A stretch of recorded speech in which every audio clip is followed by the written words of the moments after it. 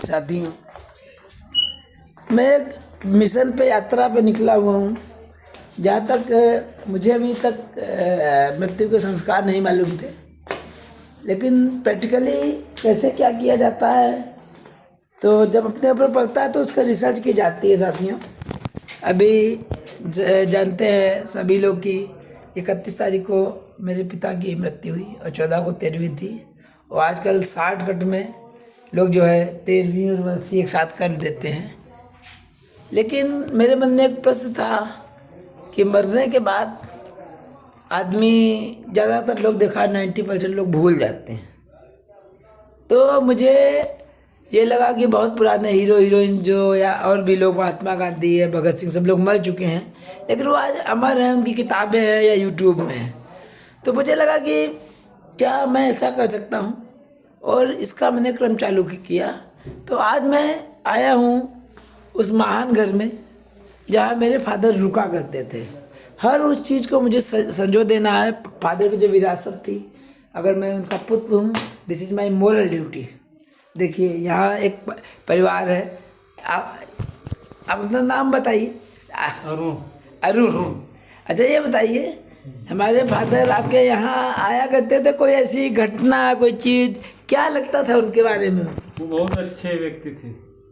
अच्छा, कैसे क्या यहाँ रुका करते थे आप? हाँ, रुका करते थे और सब यहाँ के पूरा लिया करते थे, बायोडाटा सबके यहाँ का। अच्छा, वो गांव देहात के लोगों से कैसे जुड़े थे क्या? बहुत ज्यादा है, बहुत ज्यादा। यहाँ सब आया करते थे, कहीं भद्रस जाते थे। भद्रस? हाँ। अच्छा। कहीं हरबसपुर जाते थे। अच्छा। हाँ। मतलब उनको बड़ा लगाव था? हाँ, यहाँ से लगाव था। अच्छा अच्छा अच्छा। तब तो साथियों, ये मेरे मामा की बेटी के हस्बैंड है और फादर इनसे डायरेक्ट कनेक्ट थे।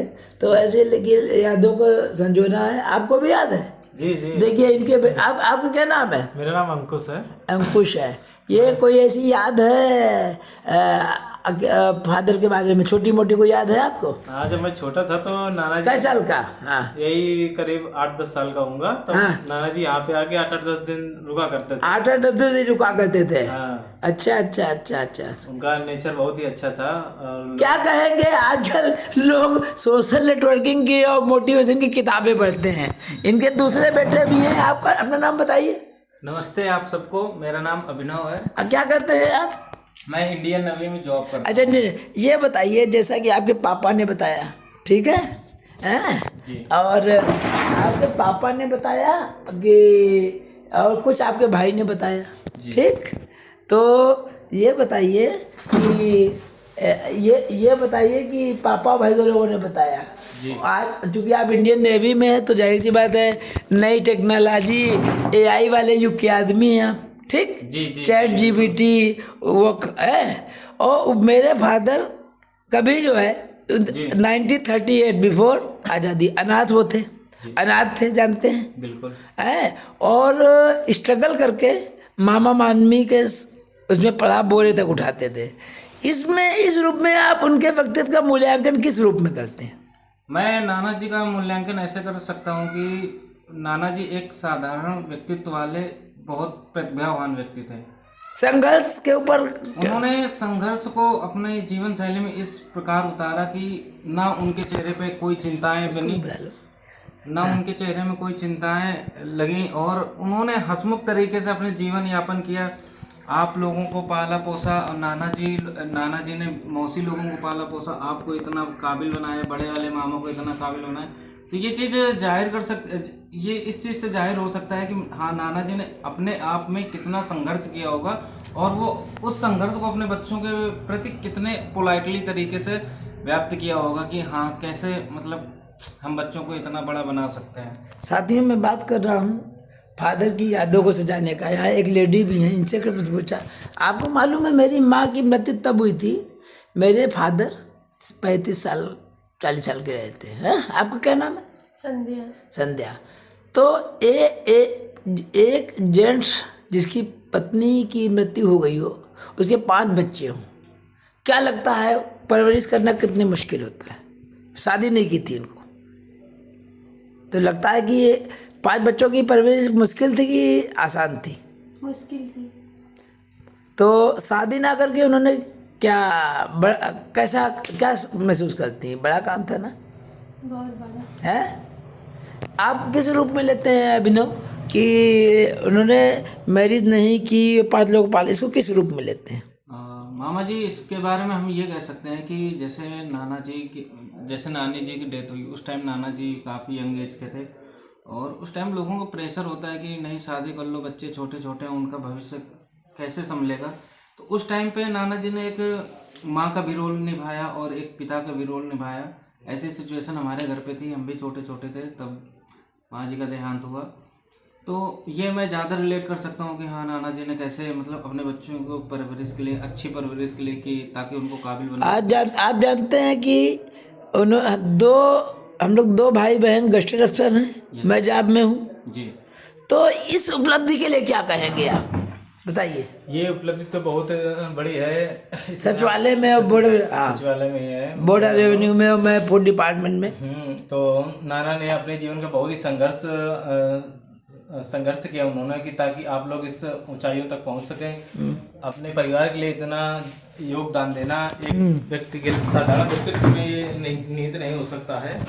ये इस तरह के जीवन व्यक्तित्व को महान व्यक्तित्व बनाते हैं। साथियों देखिए, मैं आया हुआ, ये स्थान मेरे लिए किसी भी रूप में तीर्थ स्थल से कम नहीं है। कारण जैसा कि भाई साहब ने बताया कि इन्होंने क्या नाम बताया था आपने? अरुण जी ने, कि मेरे फादर के व्यक्तित्व के बारे में। अब आप उनकी जो दिल से उनकी आत्मा की शांति के लिए एक एक लाइन जो बोलना हो बोल दें, जहाँ जो भी बोलना चाहे दिल से, क्या जो निकल रहा हो। वो बहुत अच्छे इंसान थे, सिद्धांतवादी थे। आप मैं तो यही कहना चाहता हूँ कि ऐसे व्यक्तित्व को एक बार अवतरित करें और उनकी आत्मा को शांति दें, भगवान रक्षा करें उनकी। अभिनव जी, क्योंकि आप देश की सुरक्षा से जुड़े हुए आदमी हैं, मिलिट्री वाले आदमी हैं, आपसे महान कोई हो नहीं सकता। अगर मैं यहाँ पे खड़ा हूँ तो आपकी वजह से, क्योंकि हम सब सुरक्षित हैं, तो आपकी वजह से आपकी जो श्रद्धांजलि होगी वो वाकई यूनिक होगी। आप अपने शब्दों में कहें। मैं यही कहना चाहूँगा कि एक इतनी बड़ी आत्मा वाले व्यक्तित्व को, जो नैतिकता, आदर्शवादी और विनम्र, सबके प्रति विनम्र भाव रखने वाला, किसी नेता से, उसके महान व्यक्तित्व मान्यता से कंपेटिव कर सकते हैं आपकी नजरों में? कोई भी एक शख्स कैसा लगाओगी सिद्धार्थ के? मुझे वो नेता से भी बढ़कर लगते हैं। अच्छा, उनका कोई मतलब अतुलनीय हो गए? अतुलनीय है, क्योंकि वो क्या था कि जब अपने एक रिटायरमेंट के बाद एक अपनी उम्र के पड़ाव में थे, तो वो छोटे छोटे बच्चों को, गरीबों को, जो असहाय लोग थे, और उन्होंने एक चीज़ और है, उन्होंने रिटायरमेंट के बाद जो है 96 में रिटायर हो गए थे, उसके बाद 20 साल तक, 30 साल तक प्राइवेट सेक्टर में काम किया रिटायरमेंट के बाद। ये क्या कहोगे बताओ?